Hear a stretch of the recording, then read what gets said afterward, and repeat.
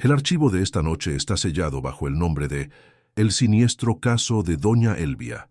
Es un caso complejo, una historia que requiere paciencia para ser contada en su totalidad. Antes de abrir este expediente, quiero darles la bienvenida a este archivo. Estos relatos completos toman muchas horas de investigación y narración para traerlos desde la oscuridad.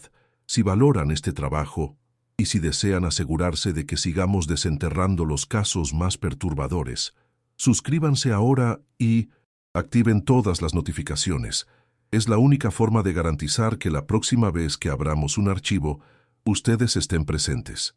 Bien, el caso de Doña Elvia comienza, como tantas tragedias, con una promesa de esperanza. Era el otoño de 1983. En mis archivos, bajo el código 7B44, reposa una carpeta amarillenta y frágil. La etiqueta, escrita con una caligrafía temblorosa, reza: Caso Elvia Montenegro. Localidad: San Jerónimo del Olvido. Situación: cerrado, inconcluso. Es un caso que hiela la sangre no por su violencia, sino por su silencio, por la forma en que una vida puede ser borrada, no con la muerte, sino con el olvido. Este expediente documenta la metódica disolución de una mujer, pieza por pieza, hasta que solo quedó una cáscara vacía en una casa que se alimentaba de su esencia. San Jerónimo del Olvido es uno de esos pueblos que el progreso decidió pasar por alto. Sus calles de piedra, sus fachadas coloniales con balcones de madera comidos por la humedad y el sol, hablan de una gloria pasada que ya nadie recuerda. En las afueras de este lugar, al final de un camino de tierra que se perdía entre eucaliptos escuálidos, se erguía la Casona del Silencio, un nombre que los mismos lugareños le habían dado con un respeto temeroso, susurrándolo como si la propia casa pudiera escucharlos. La casona era un monstruo arquitectónico de 2 plantas, con paredes de tapia que parecían sudar tristeza, ventanas como cuencas vacías y una sombra perpetua que ni el sol del mediodía lograba disipar. Allí vivía, o más bien existía, Doña Elvia Montenegro, una señora de 70 y tantos años, viuda desde hacía más de una década, cuya única compañía eran los fantasmas de sus propias memorias. Su figura era un espectro más de la casa, un apéndice de su melancolía, atada a los muros por el peso de sus recuerdos. Los vecinos la veían poco, una figura encorvada, siempre vestida de luto riguroso, que se movía por su jardín descuidado como un espanto atado a su propia decadencia. Su aislamiento era un muro que ella misma había construido, ladrillo por ladrillo, con la argamasa del dolor y la soledad. La gente del pueblo hablaba de ella en voz baja, mezclando la lástima con la superstición. Decían que la casa la estaba consumiendo, que la soledad la había vuelto extraña, sin saber la verdad literal que se escondía en esas habladurías. La historia, según los testimonios recogidos, comienza en el otoño de 1983. No hubo un estruendo, ni un grito. La primera manifestación fue sutil, casi insignificante, un pequeño desajuste en el orden sagrado de su hogar. La vieja mecedora de su difunto esposo, que siempre permanecía inmóvil junto a la chimenea, apareció una mañana en el centro exacto de la sala, orientada hacia la puerta principal, como si esperara a alguien que nunca llegaría. Doña Elvia, con la lógica cansada de la vejez, atribuyó el hecho a un lapsus mental. Los años no perdonan, se dijo a sí misma en un susurro, mientras arrastraba el pesado mueble de cedro de vuelta a su rincón. Pero una parte de ella, un instinto primitivo y helado que anidaba en el fondo de su ser, sabía con absoluta certeza que ella no la había movido. Esa noche, el sueño tardó en llegar, interrumpido por el eco de un crujido que no pertenecía a la madera.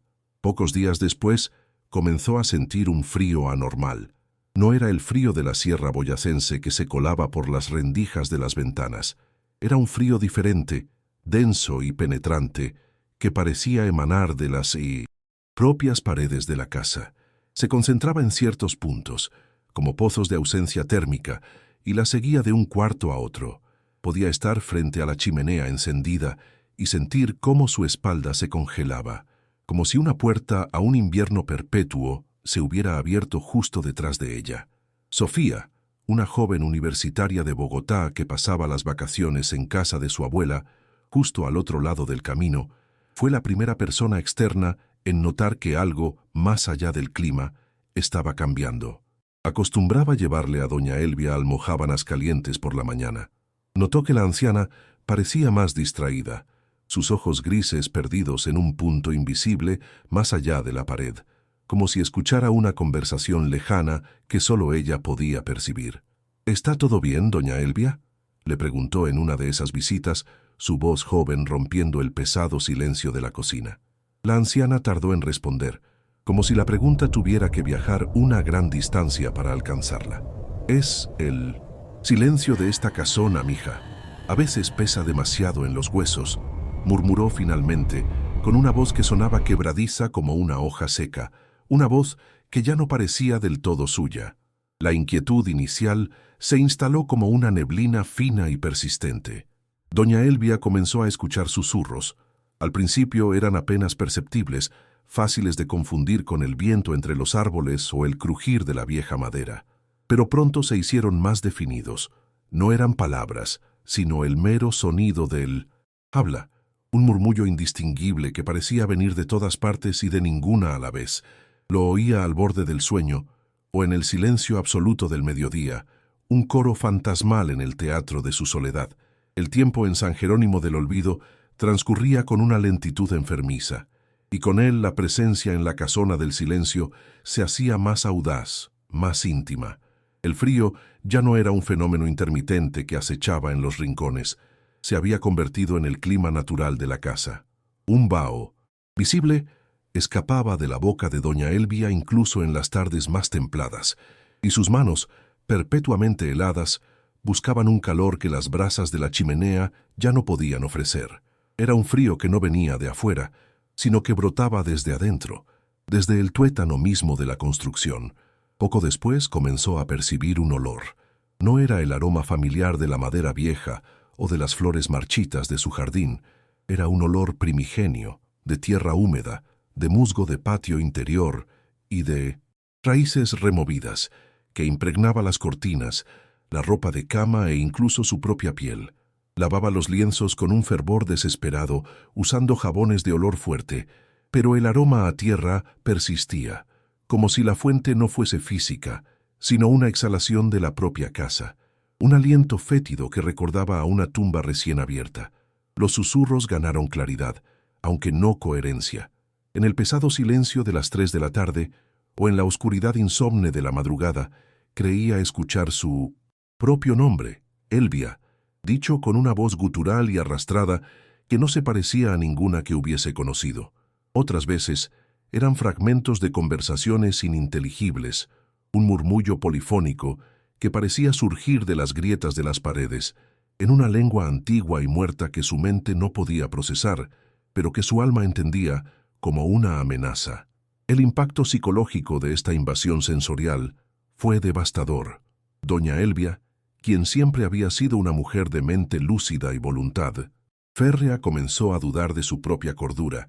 Se encontraba a sí misma hablando sola, respondiendo en voz alta a los murmullos, solo para darse cuenta, con un escalofrío de terror que le recorría la espina dorsal, que no había nadie allí. El silencio que seguía a sus propias palabras era ahora más denso, más burlón que antes. La soledad se había convertido en una audiencia. Sofía, desde la ventana de la casa de su abuela, observaba la progresiva decadencia de la casona y su habitante. Las luces se encendían y apagaban en horas extrañas, como si alguien jugueteara con los interruptores. A menudo veía la silueta encorvada de la anciana moverse de un lado a otro tras las cortinas, con un andar errático y sin propósito, como un animal enjaulado buscando una salida que no existía. Su preocupación inicial creció hasta convertirse en una alarma constante que le oprimía el pecho. Decidió visitarla con más frecuencia, usando la excusa de llevarle las compras del mercado o simplemente para conversar y romper el pesado manto de silencio que envolvía la casa. Fue en una de esas visitas, una tarde gris de noviembre, que presenció el fenómeno por primera vez.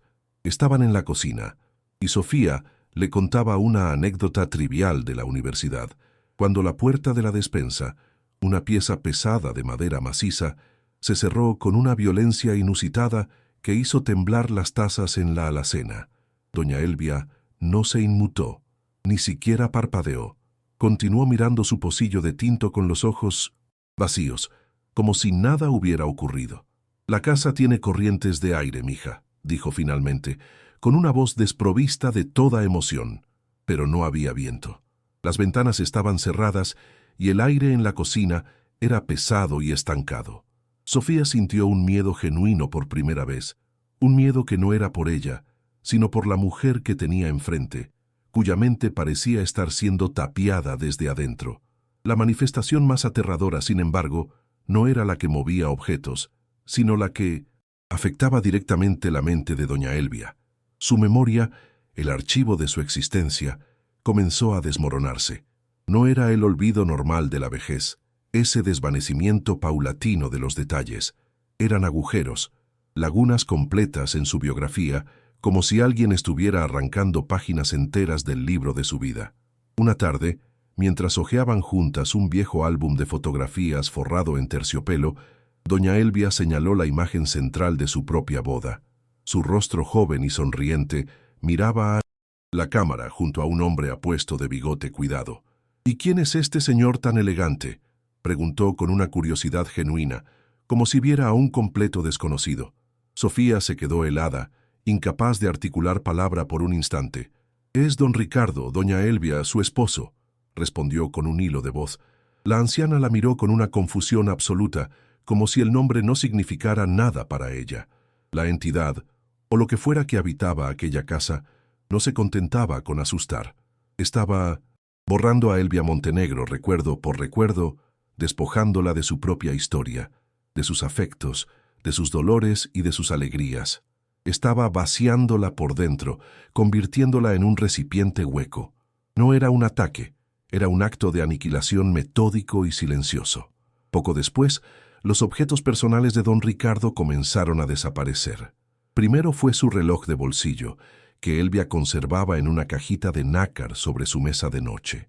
Luego, la colección de libros de poesía que él tanto amaba desapareció del estante de la biblioteca. Finalmente, el gran retrato al óleo que presidía la sala sobre la chimenea, el único recuerdo visual que quedaba de él en la casa, se desvaneció. Una mañana, la pared estaba simplemente vacía, con la marca del polvo donde había estado el cuadro. Cuando Sofía, con el corazón encogido, le preguntó por el retrato, Elvia frunció el ceño, extrañada. «¿Qué cuadro, mija? Ahí nunca ha habido nada». Lo dijo con tal convicción, con tal certeza, que, por un segundo aterrador, la propia Sofía dudó de su memoria. La realidad dentro de esa casa se estaba volviendo maleable, y la entidad era su única arquitecta. El terror de Sofía se transformó en una misión desesperada. Comprendió con una claridad espantosa que lo que le sucedía a su vecina no era demencia senil, ni los estragos de la soledad. Era algo activo, maligno y deliberado. Tenía que encontrar una explicación, una forma de ayudarla antes de que no quedara absolutamente nada de ella que salvar, antes de que el olvido la consumiera por completo. La casa pareció percibir su nueva determinación y se opuso a su presencia con una hostilidad palpable. Cuando Sofía entraba, sentía una presión en el aire, como si la atmósfera se densificara para impedirle el paso. Las puertas se cerraban a sus espaldas, los objetos caían de las repisas cuando ella estaba cerca, y en la penumbra de los pasillos tenía la certeza de que sombras informes la observaban desde el rabillo del ojo. La casona protegía celosamente a su presa. Una noche, mientras doña Elvia dormía un sueño profundo e inquieto, salpicado de murmullos, Sofía se armó de valor. Llevaba semanas observando cómo la anciana evitaba una zona específica de la sala, cerca de la chimenea, donde una de las tablas del piso de madera estaba ligeramente levantada. Era un gesto inconsciente, un rodeo que hacía siempre, como si un instinto profundo le advirtiera del peligro. Con el corazón latiéndole en la garganta y usando un viejo destornillador como palanca, forzó la tabla. La madera crujió en protesta, un sonido agudo que pareció un grito en el silencio sepulcral de la casa. Debajo, en un pequeño hueco oscuro y lleno de telarañas, encontró lo que buscaba. Una caja de madera, podrida por la humedad, atada con una cinta de seda descolorida. Al abrirla, un olor a polvo y a tiempo estancado la golpeó en el rostro. Dentro, envuelto cuidadosamente en un paño de lino amarillento, había un diario de cuero. La caligrafía en su interior era elegante, antigua, la de una mujer que había vivido y probablemente muerto entre aquellos mismos muros hacía más de un siglo. La primera página llevaba un nombre, Inés de Valdivia, y una fecha, 1876. Este fue el punto de inflexión, el momento en que la angustia sin nombre se convirtió en un horror con historia. Sofía se llevó el diario a su casa, sintiendo que sostenía en sus manos no solo un libro, sino un artefacto maldito, un testimonio que había esperado más de 100 años para ser leído. Aquella noche no durmió. Pasó las horas leyendo cada palabra, cada confesión, y mientras lo hacía, el verdadero y antiguo mal de la casona del silencio comenzó a revelarse en toda su espantosa magnitud. Las primeras páginas del diario de Inés eran el reflejo de una mujer feliz, una recién casada ilusionada con su nuevo hogar, construido para ella por su esposo, Hernán. Describía con detalle la luz que entraba por los ventanales y los sueños de la familia que crecería allí. Pero, pronto, el tono de la escritura comenzó a cambiar, volviéndose sombrío, casi febril. Describía una sensación de vacío, una melancolía que la invadía sin motivo aparente.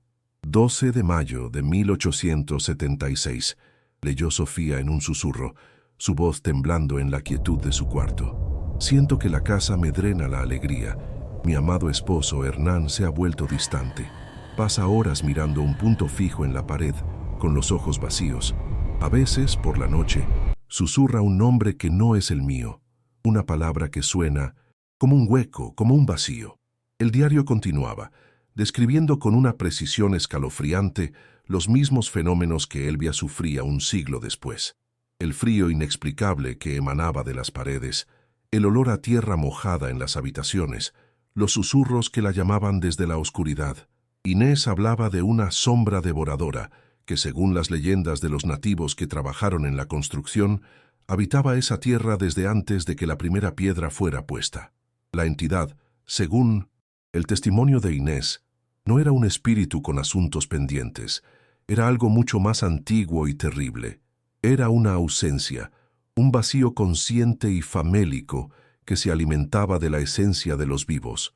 No quería sus vidas, quería sus almas, sus memorias, sus identidades, hasta que no quedara más que una cáscara hueca, un eco silencioso que nadie pudiera recordar.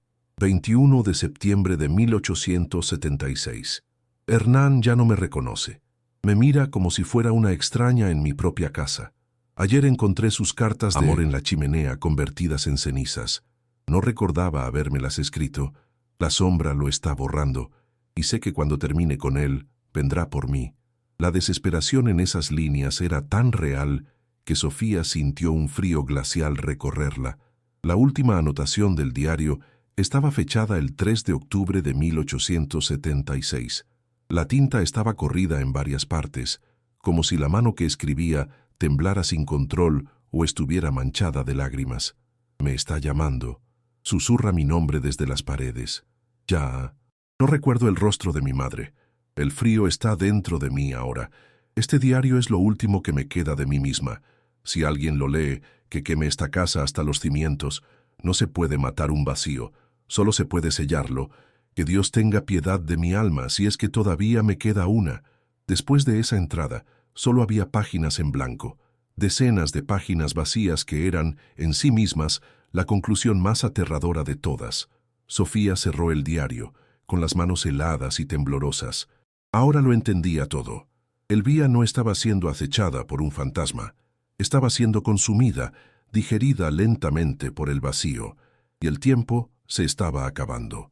Al amanecer, con el diario de Inés de Valdivia bajo el brazo, como si fuera un escudo frágil contra una oscuridad incomprensible, Sofía corrió hasta la única persona en San Jerónimo del Olvido que podría, si no creerle, al menos escucharla: el padre Miguel.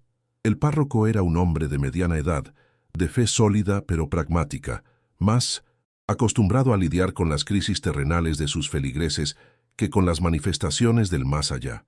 Lo encontró en la sacristía, preparándose para la misa de la mañana, el olor a incienso y cera vieja impregnando el aire.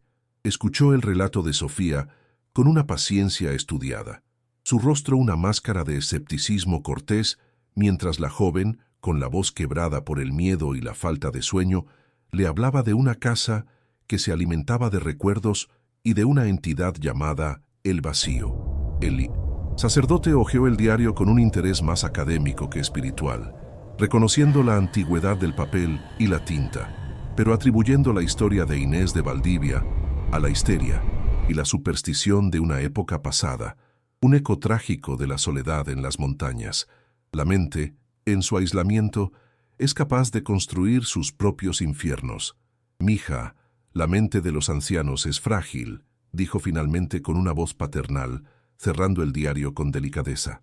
«La demencia puede manifestarse de formas muy extrañas y aterradoras. Lo que doña Elvia necesita es un médico, un especialista que pueda ayudarla, no un exorcista».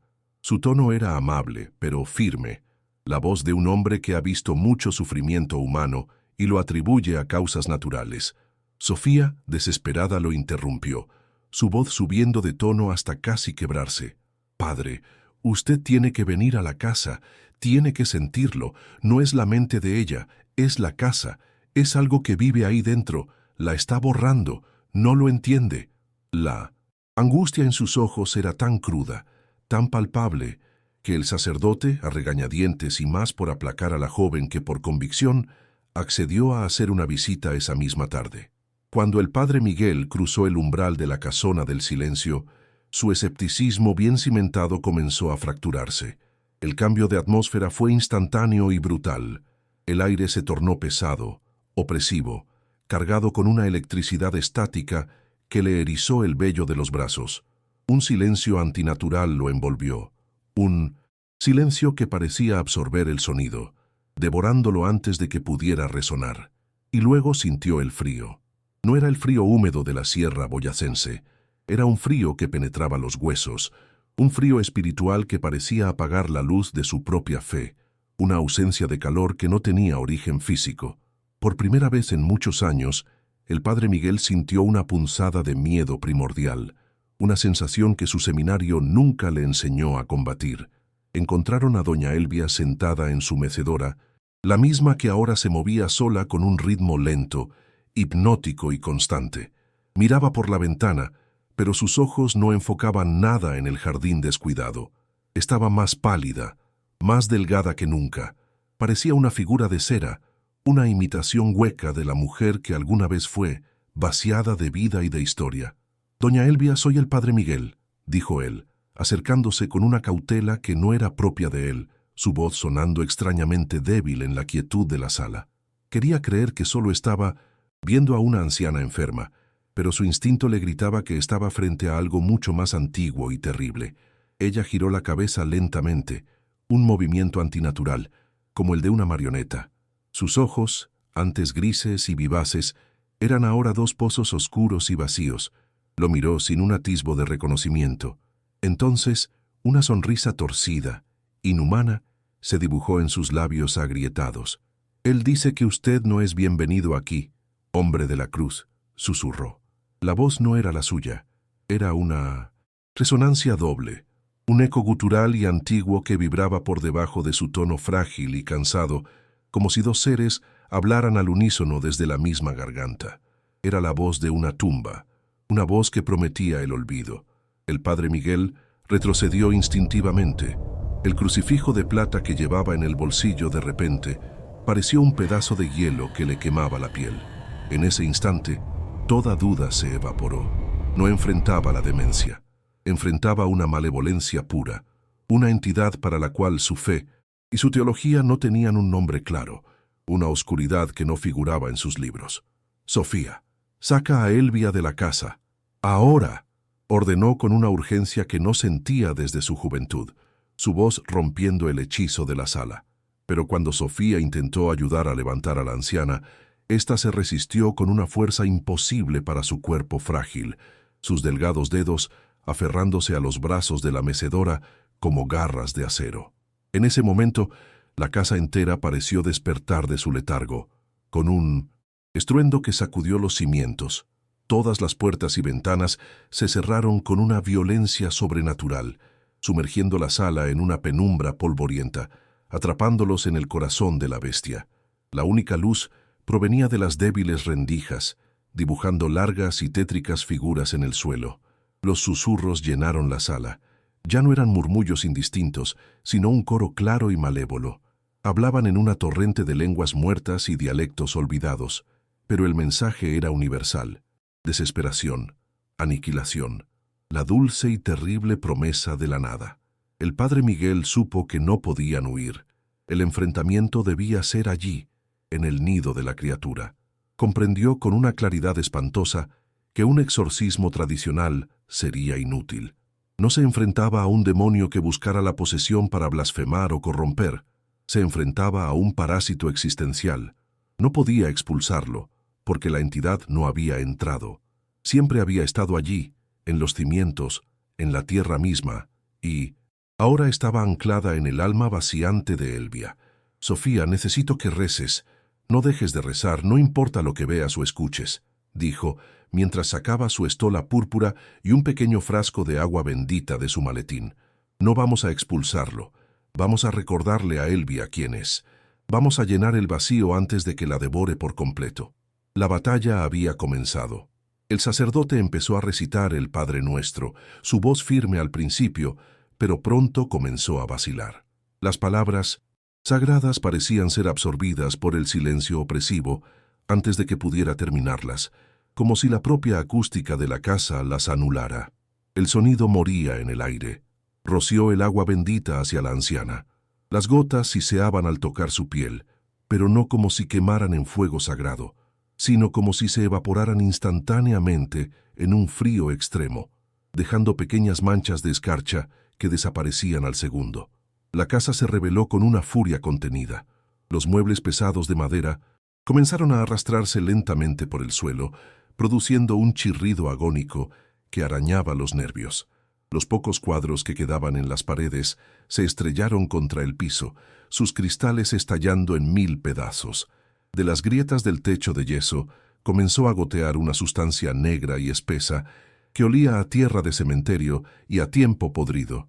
La mecedora se movía ahora con una violencia frenética, con Elvia completamente inmóvil en ella, sus ojos vacíos fijos en el sacerdote, una espectadora pasiva de la guerra por su propia alma. Era el epicentro de un huracán invisible, y su calma era lo más aterrador de todo. «Tus recuerdos son tuyos, Elvia Montenegro», gritó el padre Miguel, luchando contra la opresión que le aplastaba el pecho y le robaba el aliento. «Recuerda el día de tu boda con Ricardo. Recuerda el rostro de tu hijo cuando nació. Recuerda el olor del pan en el horno de tu madre. Lucha». La entidad se manifestó entonces en su forma más pura, cansada del intermediario. El rincón más oscuro de la sala dejó de ser una simple sombra. Se convirtió en una mancha de oscuridad absoluta, un agujero en la tela de la realidad que parecía devorar la luz a su alrededor. No tenía forma, pero tenía una presencia abrumadora. Era una presencia que irradiaba una soledad tan profunda, tan antigua y cósmica, que hacía que el alma quisiera llorar y rendirse. Era la esencia misma del olvido, la entropía hecha conciencia. El vacío se había mostrado. De aquella negrura surgió una voz, no a través del aire, sino directamente en sus mentes. No era una voz de ira o de odio, sino de una seducción fría y lógica. Prometía la paz, el fin de todo dolor, el alivio del insoportable fardo de la memoria y la existencia. Ofrecía a Sofía el olvido de su terror paralizante, al padre Miguel el fin de sus dudas de fe, la certeza del descanso eterno. Era el canto de sirena del abismo, y era casi imposible resistirse a su lógica aplastante. ¿Por qué luchar cuando la nada era tan pacífica?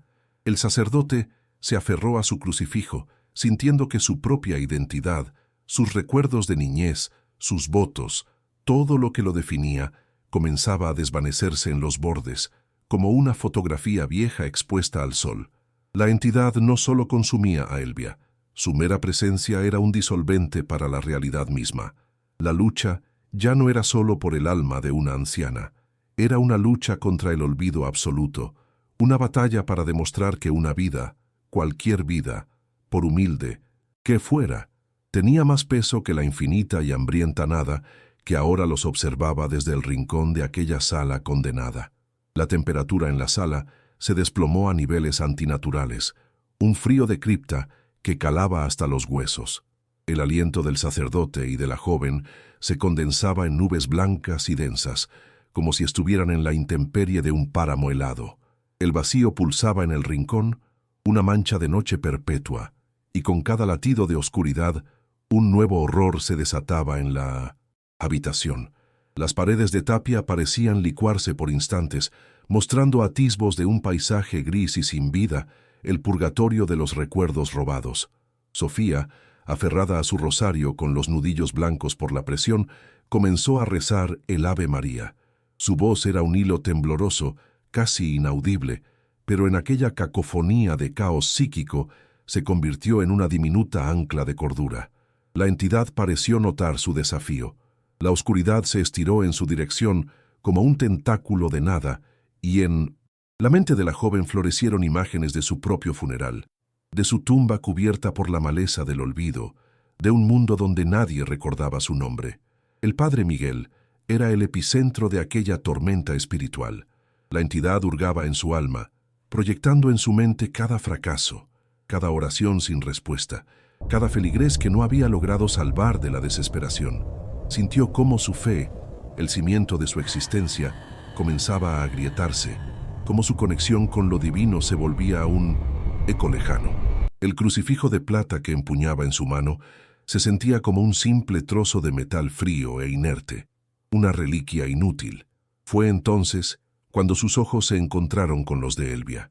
Su cuerpo frágil se convulsionaba en la mecedora, pero por un fugaz instante, a través de aquellos pozos vacíos, brilló la mujer que había sido.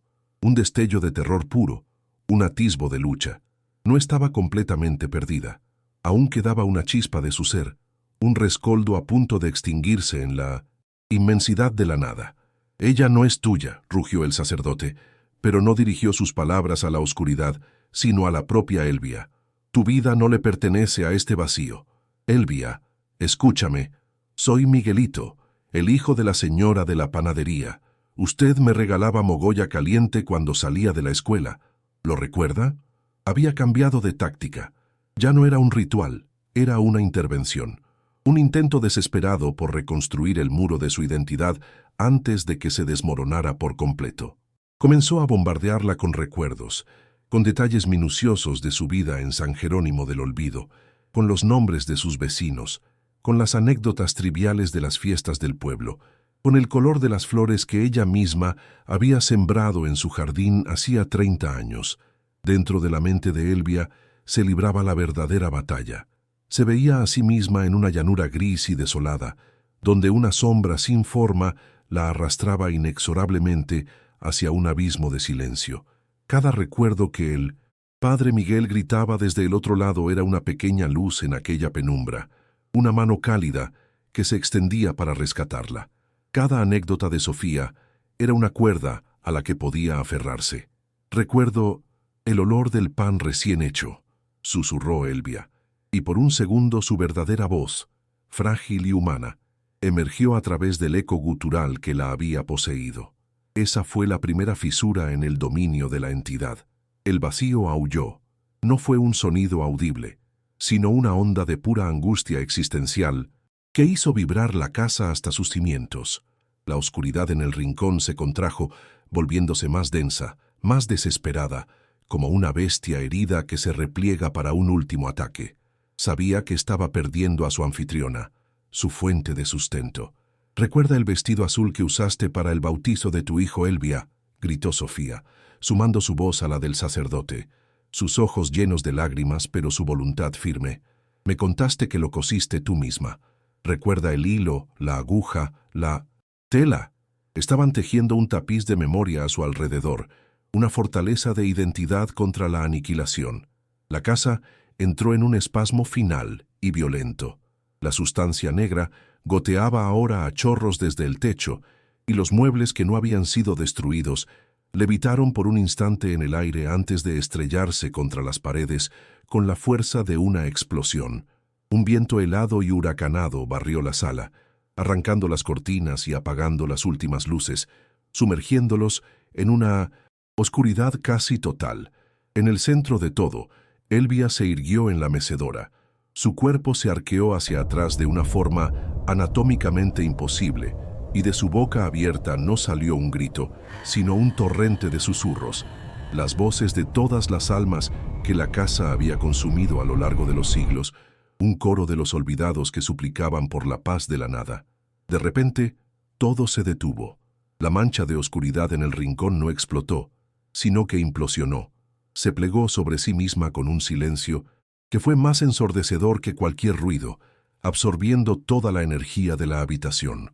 Una onda de fuerza invisible, fría y vacía, se expandió desde ese punto, arrojando al padre Miguel y a Sofía contra la pared opuesta.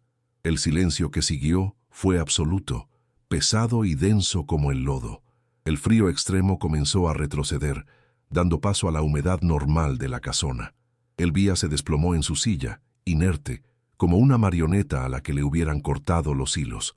Por un instante, en la penumbra polvorienta, el sacerdote y la joven se miraron jadeando, creyendo que la pesadilla había terminado. Lentamente, con los cuerpos magullados y las almas exhaustas, se pusieron de pie y se acercaron a la anciana. Sofía extendió una mano temblorosa para tocar su hombro, pero justo antes de que sus dedos hicieran contacto, los ojos de doña Elvia se abrieron de golpe. Ya no estaban vacíos, ahora ardían con una inteligencia fría, antigua y completamente ajena, una sonrisa que no pertenecía a... Su rostro se dibujó en sus labios. Tan necios, dijo la voz, que ahora era un coro perfecto de todas sus víctimas, la de Inés, la de Hernán, la de docenas de otros. Luchar tanto por recordar, cuando el olvido es el único y verdadero descanso. Era el último y más desesperado ataque de la entidad. El vacío, usando el último vestigio de su poder, intentaba seducirlos una vez más con su lógica terrible y aplastante.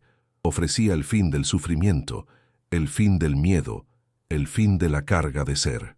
El padre Miguel, sin embargo, ya no sentía miedo, solo una profunda y agotada certeza. Levantó el crucifijo y con una suavidad casi paternal lo posó sobre la frente de la anciana. No lo usó como un arma para quemar o expulsar, sino como un ancla, un símbolo de una identidad que se negaba a ser borrada. Tú eres Elvia Montenegro, hija de Alfonso y de Rosa, madre de Ricardo hijo, panadera de las mejores mogollas de este pueblo, dijo con voz firme y clara, cada palabra un ladrillo más en el muro de mi inocente su ser. Y aquí, en este lugar, por nosotros, tú eres recordada. El rostro de Elvia se contrajo en una mueca de dolor atroz. La inteligencia alienígena en sus ojos parpadeó, luchando por mantenerse, pero la simple y poderosa verdad de aquellas palabras era un veneno para ella. El ser recordado era la antítesis de su existencia. Con un suspiro que sonó como el viento escapando de una tumba centenaria, la presencia se retiró. Los ojos de la anciana se cerraron. Una única lágrima, la primera en mucho tiempo, rodó por su mejilla arrugada y cayó sobre el viejo vestido de luto. La batalla había terminado. En la sala silenciosa y destrozada, los tres sobrevivientes permanecían de pie, exhaustos, marcados para siempre por la guerra que habían librado contra el olvido. El expediente 7B44 no termina con el grito de una bestia derrotada, sino con el silencio pesado de una habitación destrozada y tres almas fracturadas. Los registros posteriores, compilados a partir del testimonio de Sofía y las notas privadas del padre Miguel, pintan un cuadro desolador de la victoria. No hubo celebración, solo el lento y doloroso proceso de recoger los pedazos de una realidad que había sido violentada. Sacaron a doña Elvia de la casa esa misma noche, envuelta en una manta, temblando no de frío sino de una profunda ausencia.